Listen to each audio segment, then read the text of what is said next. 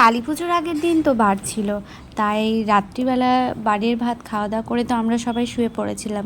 তারপর সকাল থেকে ছিল অনেক কাজ। ঠাম্মি, কাকিমণি, পিসিমণি সবাই মিলে কাজ সামলাচ্ছিল। তা করতে করতেই দুপুরবেলার দিকে মাকে নিয়ে আসা হলো ভ্যানে করে। তো এই যে মায়ের মুখটা খুলে ফেললো ঠাম্মি, এরপর এক এক করে সবাই মিলে বরণ করে নেবে। 5 জন মিলে বরণ করেছিল, পিসিমণি, কাকিমণি, ঠাম্মি, কাকা আর একটা দিদি। আর সবাই মিলে এখানে মাকে বেদিতে তুলে দিল।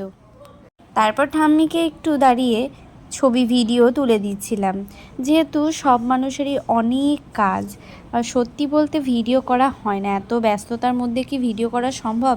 এই যে মানুষজন করে, আমি সেটাই ভাবি যে কি করে এত ভিডিও করে বেড়ায়। তো যাই হোক, তো এখানে মা কালীকে গয়না পরিয়ে দিচ্ছিল পিসিমণি আর কাকিমণি মিলে। তারপর ঠাম্মি এদিকে ভোগের রান্না করছিল।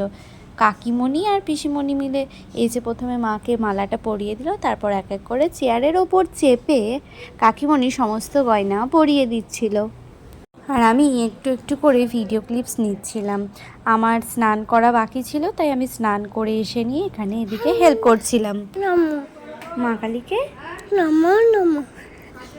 মাম্পু আমার পাশে ছিল, তাই ওকেও একটু বলিয়ে নিলাম। তো ঠাম্মি এখানে তারপর ভোগ করা শুরু করে দিয়েছিল।